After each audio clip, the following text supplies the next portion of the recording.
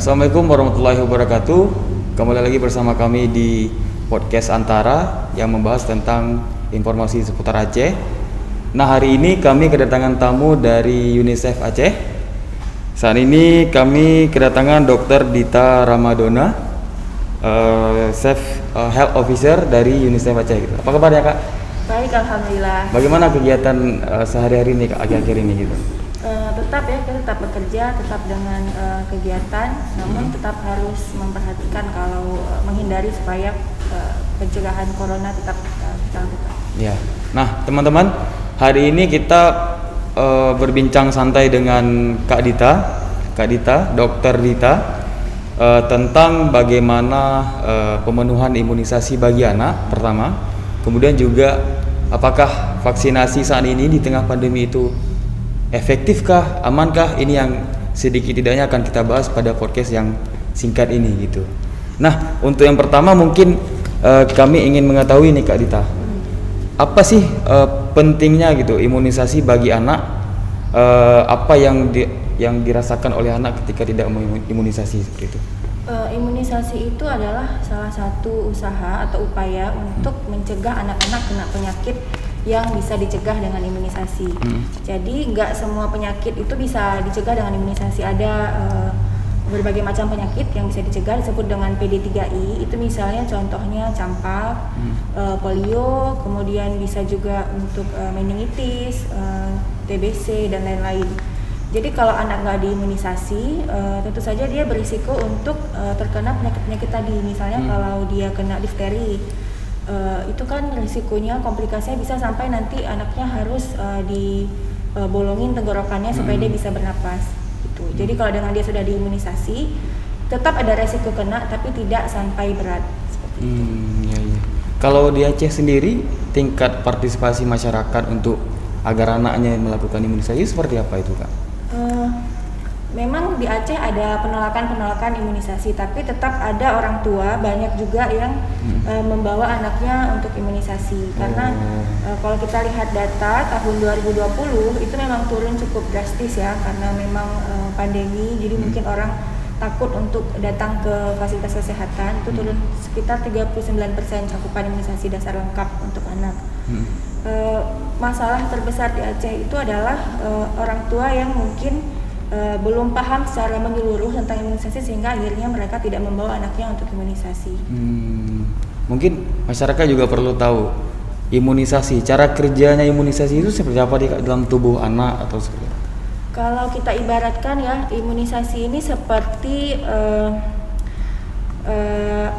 perang. Jadi kalau misalnya di badan kita itu dimasukkan vaksin. Jadi vaksin ini misalnya virus yang dilemahkan atau virus yang sudah mati, kemudian dia dimasukkan ke dalam badan kita diperkenalkan kepada si musuh, kepada si virus tadi, sehingga bisa membentuk antibodi atau tentara yang pada suatu saat kita misalnya kita terinfeksi oleh virusnya yang hidup, kita sudah punya antibodi atau tentara yang mengenali untuk melawan si penyakit tadi. Kalau kita nggak divaksin, tubuh kita belum kenal dengan virusnya atau dengan bakterinya, maka resiko untuk terjadi berat itu lebih besar daripada jika kita divaksin. Jadi dia merangsang pembentukan antibodi atau sistem pertahanan khusus untuk virus atau bakteri tertentu.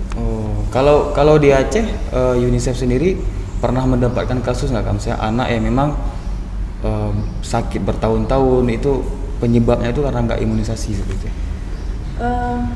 Kalau kita lihat contoh aja, misalnya penyakit congenital rubella syndrome atau CRS, itu anak-anak yang lahir cacat akibat orang tuanya terinfeksi, ibunya ya terinfeksi virus rubella pada saat hamil.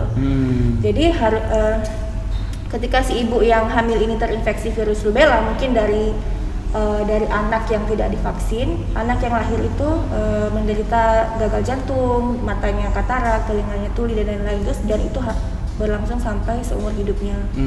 Atau ada juga yang misalnya, tapi ini di Aceh udah nggak ada lagi sih, kita nggak temukan. Ada misalnya polio yang harus lumpuh layu, itu polio itu juga ada. Kalau hingga saat ini yang kasus-kasus masih ada dan harus ditangani itu seperti apa, Pak? Kalau yang paling banyak di Aceh itu sekarang kasus difteri itu banyak, terutama sejak tahun 2017 sampai 2019 kita ada KLB difteri. Kemudian campak itu juga banyak, sama yang tadi rubella CRS, congenital rubella syndrome itu yang paling harus kita waspadai saat ini, walaupun tetap penyakit-penyakit lain juga harus diwaspadai. Iya. Kan beberapa tahun, mungkin dalam 2 tahun belakangan ini kan masyarakat banyak juga yang menolak, mungkin karena adanya sesuatu hal yang haram dimasukkan dalam vaksin. Bagaimana di pandangan UNICEF sendiri untuk masyarakat? Sebenarnya polemik halal haram ini kan muncul awalnya untuk vaksin campak rubella MR ya tahun 2018. Memang vaksinnya belum mendapatkan sertifikat halal dari MUI. Waktu itu fatwa MUI adalah boleh atau mubah karena tidak ada vaksin lain saat ini yang bisa dipakai di negara kita, dan juga mengingat waktu itu kondisi kita sebagai salah satu dari 10 negara dengan kasus campak terbanyak di dunia. Namun sayangnya isu itu kemudian membesar dan membuat vaksin-vaksin lain yang sebenarnya nggak ada masalah dengan isu halal haram juga terkena dampaknya, sehingga orang gitu tua ya? menolak vaksin untuk semua jenis vaksin. Artinya nggak semua jenis vaksin itu ada najisnya ataupun yang haramnya gitu ya? Iya, dan mungkin perlu diluruskan bahwa vaksin MR sendiri itu bukan mengandung zat yang tidak halal, tapi dalam proses pembuatannya itu bersinggungan pada satu tahap pembuatannya bersinggungan dengan zat yang tidak halal. Jadi hasil akhirnya sudah diuji coba tidak ada kandungan zat yang tidak halal. Tapi itu yang beredar di tengah masyarakat jadi pesan hoax ya, yang memang berita bohong dan terus digoreng gitu Kak ya? Iya. Nah, kalau dari imunisasi, kita harus melakukan imunisasi kepada anak itu berapa tahap sih Kak gitu, dari umur 0 bulan mungkin hingga kapan gitu? Kalau imunisasi dasar yang diwajibkan oleh pemerintah ya, yang artinya yang disubsidi oleh pemerintah, itu dari pertama 24 jam lahir itu hepatitis B0, kemudian usia 1 bulan, 2 bulan, 3 bulan, 4 bulan, 9 bulan, kemudian 18 sampai 24 bulan itu imunisasi baduta namanya, di bawah 2 tahun. Kemudian imunisasi di sekolah itu kelas 1, kelas 2 dan kelas 5 SD. Dan kalau di Aceh, UNICEF, pemantauan UNICEF selama ini bagaimana penerapan yang langkah-langkah imunisasi itu sudah dilakukan dengan sempurna atau seperti apa Kak? Menurut kami memang petugas kesehatan sudah berupaya dengan sangat keras ya di lapangan untuk membuat agar imunisasi ini diterima. Tapi memang tantangannya cukup besar dan memang masih butuh sosialisasi yang lebih lagi ke masyarakat, melibatkan juga tidak hanya tenaga kesehatan tapi tokoh-tokoh masyarakat, misalnya tokoh agama yang didengar oleh masyarakat di desa. Kemudian juga dari sisi demand, kemudian dari sisi supply-nya, dari sisi kualitas layanan juga mungkin perlu peningkatan, misalnya tidak hanya dari sisi logistik tapi juga misalnya dari sisi komunikasi petugas ke orang tua misalnya dengan yang lebih simpatik, itu kan juga mempengaruhi orang tua untuk membawa anaknya imunisasi. Untuk untuk imunisasi gitu ya. Kalau kita lihat selama vaksinasi ini, imunisasi ini apakah ada efek sampingnya bagi anak atau seperti apa? Efek samping maksudnya setelah divaksin apakah setelah diimunisasi gitu? Efek sampingnya sebenarnya dia menjadi terjaga dari penyakit yang gitu ya? Bisa dicegah. Iya. Tapi yang kalau KIPI ya, maksudnya KIPI kejadian gitu, ikutan pasca imunisasi itu yang paling sering itu misalnya demam, biasanya itu pada suntik di PT itu sering demam atau nyeri di tempat suntikan, dan itu bisa diatasi dengan misalnya dikompres dengan air dingin atau minum paracetamol kalau misalnya anaknya demam. Oh, artinya gejala KIPI-nya sama dengan gejala yang dirasakan oleh warga-warga yang melakukan vaksinasi COVID saat ini juga, demam, nyeri gitu ya? Sama ya? Jadi KIPI ringan itu sebagian besar memang hampir sama, demam, kemudian nyeri ataupun bisa pusing dan lain-lain. Oke. Tapi kalau gejala KIPI untuk anak-anak yang saat usai diimunisasi itu, apakah ada yang sampai penanganan khusus diopname berhari-hari, itu ada nggak Kak di Aceh khusus seperti itu? Resiko berat memang ada ya, resiko berat terutama itu adalah yang kita sebut shock anafilaktik. Itu akibat dia yang memang ada orang-orang yang alergi pada bahan-bahan khusus yang ada di vaksin.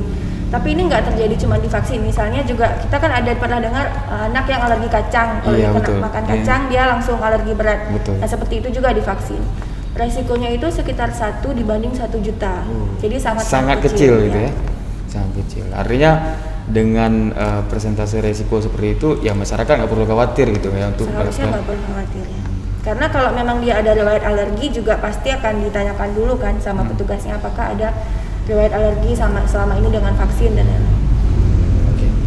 Kalau ini kan di tengah pandemi ini Kak, bagaimana sih Kak agar seperti Kakak bilang tadi 2020 angka imunisasi kita turun sangat turun gitu karena pandemi. Bagaimana sih Kak tipsnya, mungkin langkah dari UNICEF sendiri agar ibu selamat membawa anak ke imunisasi dan anak juga harus selamat gitu. Yang pasti harus tetap protokol kesehatan. Untuk orang tua memakai masker. Untuk anak kalau berdasarkan rekomendasi IDAI di bawah 2 tahun tidak perlu pakai masker. Kalau rekomendasi WHO itu di bawah 5 tahun, jadi memang sedikit ada perbedaan. Kemudian tetap pastikan menjaga kebersihan tangan dengan cara mencuci tangan pakai sabun. Jadi kadang kita suka sepele untuk apa cuci tangan, tapi sebenarnya justru dari tangan itu virusnya masuk. Bisa dari tangan kita kucek-kucek mata atau gitu hidung. Kemudian yang satu lagi menghindari kerumunan. Jadi kalau di posyandu kan biasanya ramai, tapi mungkin kita bisa menghubungi dulu ibu kadar atau ibu bidannya menanyakan jadwal vaksinasi, jam berapa saya bisa datang untuk supaya bisa diatur juga yang datang ke posyandu tidak terlalu ramai. Artinya mungkin ada shiftnya, pembagian gelombangnya gitu ya. Kalau ini kan kita masih pandemi hingga saat ini, kasus di Aceh pun setiap harinya bahkan ratusan penambahan ini Kak. Apakah anak itu harus juga tetap melakukan imunisasi rutin atau seperti apa Kak? Tetap imunisasi rutin tetap harus diberikan karena begini, kalau misalnya kasus peningkatan kasus kita yang semakin banyak, itu otomatis sistem kesehatan, rumah sakit, puskesmas akan semakin sibuk menangani pasien-pasien COVID. Jadi ketika anak tidak diimunisasi, terpapar dengan penyakit, bilanglah misalnya campak, demam tinggi, dibawa ke rumah sakit, sementara di sana resiko paparan dengan COVID itu lebih besar. Kemudian juga nakesnya sibuk dengan COVID, sehingga yang juga dengan imunisasi bisa mengurangi resiko kita harus datang ke fasilitas kesehatan. Artinya meski pandemi, imunisasi anak tetap dijalankan gitu ya. Tetap harus ya. Kalau ini kan akhir-akhir ini kita gencar melakukan vaksin ini Kak ya, karena pandemi, vaksin untuk COVID-19 gitu. Kalau dari UNICEF sendiri, bagaimana sih melihat vaksin ini penting atau tidak gitu? Penting, sangat penting vaksinasi COVID-19 kan ya. Walaupun memang tidak bisa mencegah 100%, tapi vaksin ini penting untuk mencegah tidak terjadi gejala berat atau sampai masuk ICU atau bahkan meninggal dunia. Walaupun memang umur itu di tangan Allah, tapi setidaknya itu adalah upaya kita supaya tidak jatuh ke kondisi yang lebih berat.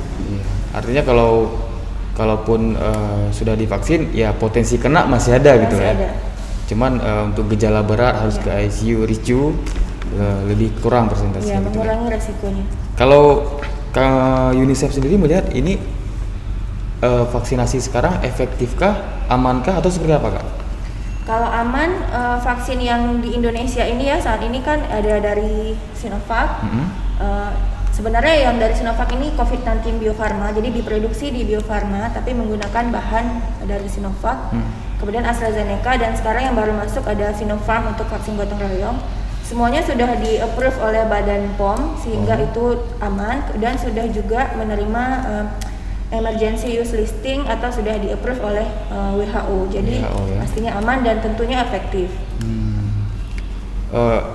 Kalau setelah vaksin itu seberapa tingkat pengaruh yang dirasakan oleh masyarakat Kak? Setelah mendapatkan vaksin COVID gitu? Tingkat pengaruh maksudnya efeknya dari masyarakat gitu. Kalau misalnya yang sering dilaporkan itu kan kipinya seringnya pusing, ada juga yang mual atau yang bahkan ada laporan yang ngantuk ataupun lapar berlebihan seperti itu. Tapi Kakak sudah vaksin? Sudah.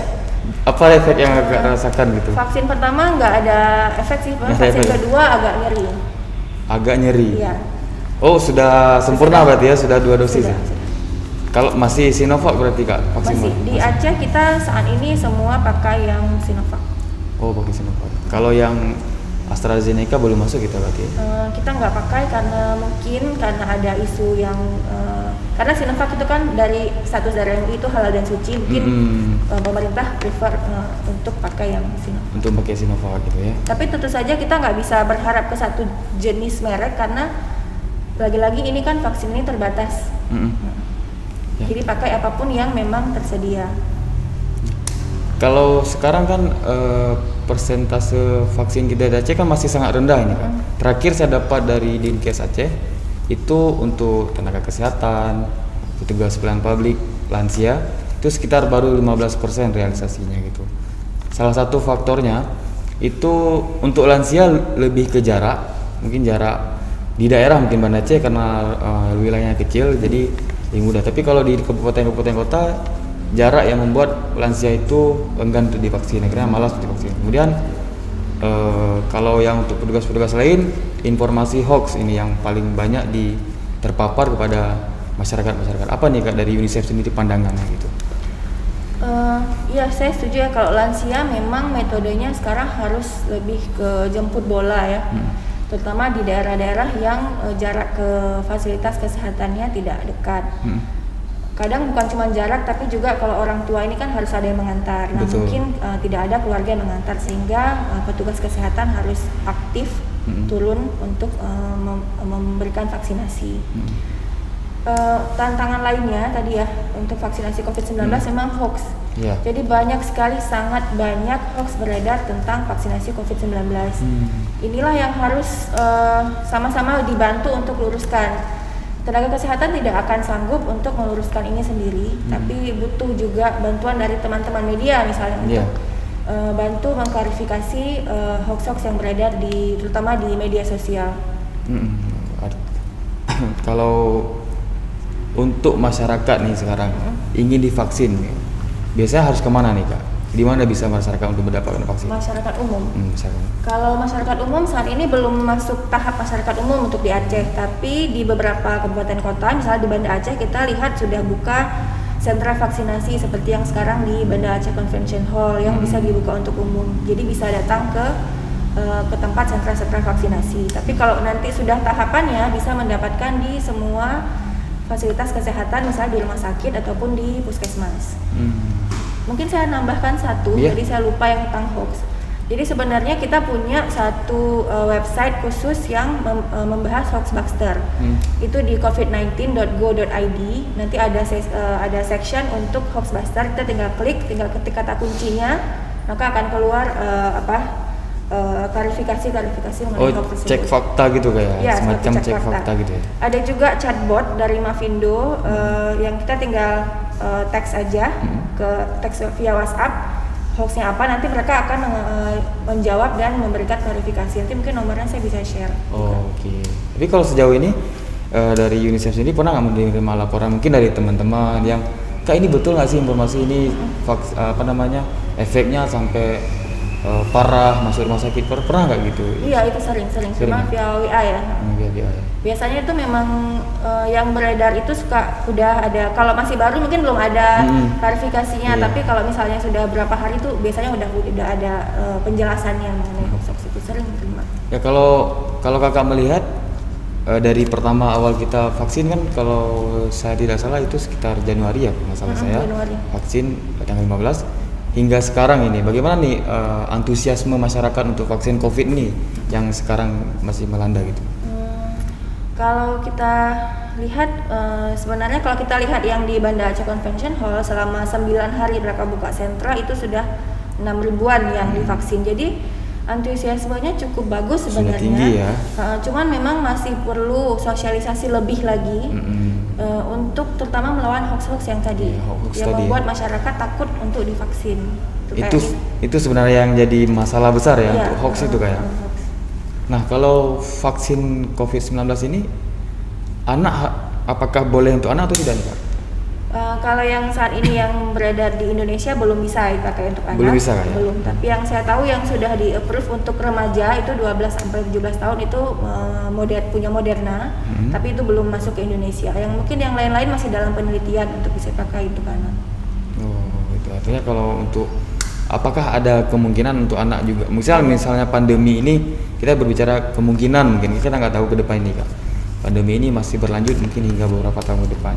Apakah ke depan ada khusus juga vaksin untuk anak atau seperti apa nih Kak? Ada ya, memang ada yang memang dalam beberapa penelitian, beberapa merek dalam penelitian untuk vaksinasi COVID-19 untuk anak. Gitu ya. Nah, kemudian kalau efek samping yang dilakukan menurut efek samping itu maksudnya mungkin gejala KIPI ya, yang pasca imunisasi vaksinasi COVID ini. Selama ini Bu Nisa pernah nggak mendapatkan kasus memang gejala KIPI itu yang sangat berat gitu, bahkan bisa meninggal atau segala macam gitu? Kalau yang berat ya yang sampai masuk rumah sakit memang ada ya dugaan KIPI. Namun yang saya tahu, yang kami dapat informasinya bahwa itu tidak terkait dengan imunisasi. Itu juga di Aceh juga ada, di Aceh ada. Dan sudah ditangani dan sudah sembuh, alhamdulillah sudah sembuh orangnya. Tapi kalau yang gejala berat sampai meninggal, sampai dengan bulan ini Juni ya, sampai Juni yang kemarin rilis dari Ketua Komnas KIPI, semua kasus yang meninggal itu tidak ada hubungannya dengan vaksinasi COVID-19. Artinya mungkin penyebabnya yang seperti Satgas katakan penyakit penyerta dan segala macam gitu ya. Berarti kalau kasus yang disebabkan murni karena vaksin itu sampai saat ini belum ada yang dilaporkan dan sudah diinvestigasi karena akibat vaksin COVID-19. Karena sebenarnya kita punya mulai dari tingkat nasional sampai kabupaten kota itu ada yang namanya Komda KIPI, Pokja KIPI yang khusus menginvestigasi setiap kasus yang dilaporkan. Kasus KIPI berat yang dilaporkan itu ada berbagai tim ahli, dokter spesialis, berbagai macam spesialis yang akan memeriksa, menginvestigasi kasus ini apakah terkait KIPI atau tidak. Mungkin kita spesifik ke lansia ini kan, karena baru-baru ini UNICEF juga buat program ya biar untuk vaksinasi lansia ya, yang melakukan vaksinasi untuk lansia gitu. Seberapa penting sih Kak lansia memang untuk menerimakan vaksin ini gitu? Karena yang menganggap bahwa lansia itu kelompok yang sangat rentan ya untuk terinfeksi gitu. Gebiar vaksinasi lansia ini sebenarnya program dari pemerintah pusat. Jadi UNICEF di sini mendukung pemerintah di tingkat provinsi dan kabupaten kota untuk supaya mendorong vaksinasi untuk lansia. Sangat penting vaksinasi untuk lansia karena apa? Lansia itu kan semakin bertambah umur, penyakit komorbid itu semakin beresiko ya. Jadi ketika terkena COVID maka resiko menjadi berat itu akan lebih besar. Kalau kita lihat data dari Dinas Kesehatan Banda Aceh dari data kasus COVID yang meninggal dunia, lebih dari 80% adalah usia di atas 50 tahun. Sehingga ini yang menjadi mengapa Dinkes Banda Aceh sangat ingin lansia agar lansia divaksinasi untuk mencegah menjadi berat dan akhirnya meninggal dunia tadi. Dari kegiatan-kegiatan vaksinasi lansia ini, kalau UNICEF lihat bagaimana antusias lansia nih Kak? Kalau kita lihat lumayan bagus, walaupun ya balik lagi tadi kadang lansia informasinya tidak sampai ke lansia. Ya. Nggak semua lansia pakai handphone baca berita. Kadang harus dari anaknya dulu dan ini yang mungkin nggak sampai ke lansia. Sehingga kalau misalnya dengan metode jemput bola tadi, nakes turun langsung ke lapangan menyampaikan informasi sekaligus vaksinasi itu akan jauh lebih baik menurut saya. Lebih efektif baik ya mungkin ya untuk itu. Baik. Kemudian mungkin imbauan nih kepada masyarakat ini kan. Mungkin kita sekarang yang fokus vaksinasi masih tahap kelompok satu yang tenaga kesehatan, petugas publik dan lansia. Dan kemarin itu penambahannya untuk calon jamaah haji gitu kan. Nah, calon jamaah haji ya memang mungkin sekarang juga batal berangkat tapi juga diminta untuk menuntaskan vaksinasinya dosis kedua gitu. Nah, untuk masyarakat umum nih Kak, apa nih imbauan dan pesan dari Kak Dita sendiri gitu, untuk vaksin? Untuk masyarakat umum kami sih berharap ya dari kesehatan supaya mencari informasi yang benar dulu tentang vaksinasi. Carilah informasi dari sumber yang memang bertanggung jawab dan dapat dipercaya. banyak sekali informasi di luar yang terdengar atau kelihatannya sangat ilmiah, tapi sebenarnya tidak benar. Jadi misinformasi atau disinformasi. Kemudian yang kedua, jangan takut untuk divaksin. Jadi vaksin itu aman dan sudah digunakan oleh jutaan orang di seluruh dunia. Dan kalau kita lihat kasus yang dilaporkan di Indonesia yang meninggal itu tidak karena vaksinasi. Jadi tidak perlu takut untuk divaksin. Memang vaksin tidak bisa mencegah 100%, tapi tetap bisa mencegah gejala berat dan meninggal dunia, itu yang harus dicatat. Dan tetap protokol kesehatan harus tetap dilakukan, karena ibaratnya ini vaksin adalah satu senjata, protokol kesehatan adalah senjata lainnya. Kalau sekarang kan Banda Aceh masih zona merah ini Kak, masih zona merah. Kemudian juga pemerintah melarang buat kegiatan dan segala macam gitu, termasuk pesta dan segala macam. Kalau dari pandangan Yusuf sendiri, bagaimana nih? Apakah mereka warga harus secepatnya menerima vaksin atau seperti apa nih Kak? Karena ini kan tujuan vaksin itu adalah pembentukan herd immunity atau kekebalan kelompok yang harus dicapai dalam waktu cepat. Singkat gitu ya. Karena kalau semakin banyak yang lambat proses vaksinasi, maka semakin banyak yang bolong-bolong yang bisa gitu ya, diserang si virus dan kemudian menyerang ke orang lain lagi. Karena itu ya vaksin tetap harus dilakukan sesegera mungkin ketika memang vaksin itu ada dan sudah masuk ke tahapan masyarakat umum. Ya. Kak, mungkin satu lagi untuk imunisasi ini Kak. Harapan Kakak kepada masyarakat seperti apa? Imunisasi anak. Ya. Imunisasi anak supaya orang tua juga balik lagi sama sepertinya mencari informasi yang benar dulu dari orang-orang yang memang berkompeten. Kemudian membaca juga sumber-sumber yang dapat dipertanggungjawabkan. Kemudian jangan lupa bahwa imunisasi ini adalah hak anak sebenarnya yang wajib orang tua penuhi. Karena ketika misalnya anak itu sakit, dia bukan hanya kehilangan hak kesehatannya, tapi juga misalnya dia nggak bisa masuk sekolah, sehingga dia kehilangan hak dia untuk pendidikan misalnya. Seperti itu. Jadi tetap harus imunisasi anak walaupun di masa pandemi COVID-19. Oke, berarti kesimpulannya jangan takut untuk vaksin COVID, itu satu. Kemudian imunisasi bagi anak harus tetap dijalankan meskipun di tengah pandemi gitu ya.